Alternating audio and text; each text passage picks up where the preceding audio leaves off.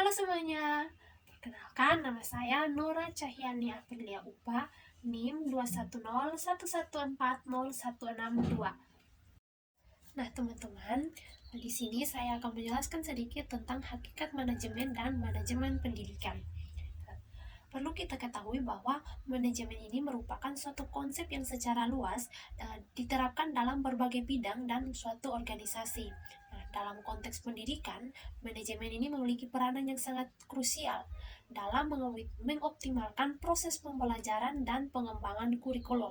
Tujuan utama manajemen adalah untuk mengoptimalkan penggunaan sumber daya yang ada untuk mencapai tujuan organisasi dengan cara yang efektif dan efisien.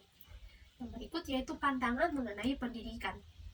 Nah, menurut Undang-Undang Nomor 20 Tahun 2003, pendidikan merupakan usaha sadar dan terencana untuk mewujudkan suasana belajar dan proses pembelajaran agar peserta didik secara aktif mengembangkan potensi dirinya untuk memiliki kekuatan spiritual keagamaan, pengendalian diri, kepribadian, kecerdasan, akhlak mulia, serta keterampilan yang diperlukan dirinya, masyarakat, bangsa, dan negara.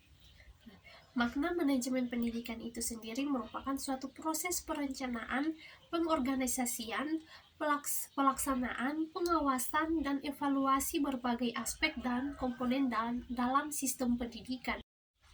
Menurut Luther Gulick dalam Tumangor tahun 2021, fungsi manajemen ini diklasifikasikan menjadi 8 bagian. Yang pertama yaitu perencanaan, yang kedua pengorganisasian, yang ketiga penyusunan pegawai, yang keempat pengarahan, yang kelima koordinasi, yang keenam pelaporan, yang ketujuh pembuatan anggaran, dan yang kedelapan pengawasan. Manajemen dalam sebuah organisasi ini pada dasarnya dimaksudkan sebagai suatu proses penentuan dan pencapaian tujuan organisasi melalui pelaksanaan 4 fungsi dasar dalam penggunaan sumber daya organisasi. Nah, keempat fungsi dasar tersebut yang pertama yaitu planning.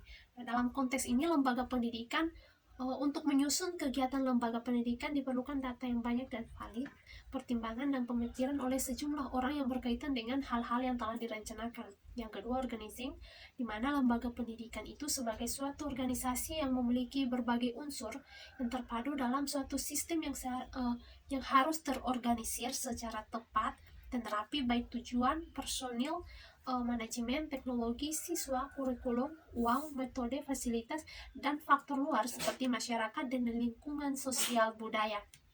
Yang ketiga yaitu actuating, di dalam kepemimpinan pendidikan sebagaimana dijalankan, pimpinan harus dilandasi oleh suatu konsep demokratisasi, spesialisasi tugas, pendelegasian wewenang, profesionalitas, dan integrasi tugas untuk mencapai tujuan bersama yaitu tujuan organisasi, tujuan individu, dan tujuan pemimpinnya. Dan yang keempat yaitu controlling. Dalam konteks pendidikan, Depdiknas mengistilahkan pengawasan program pengajaran dan pembelajaran atau supervisi yang harus diterapkan. Oke teman-teman, sekian materi yang dapat saya paparkan. Kurang lebihnya saya mohon maaf dan sampai jumpa di video berikutnya. Dadah!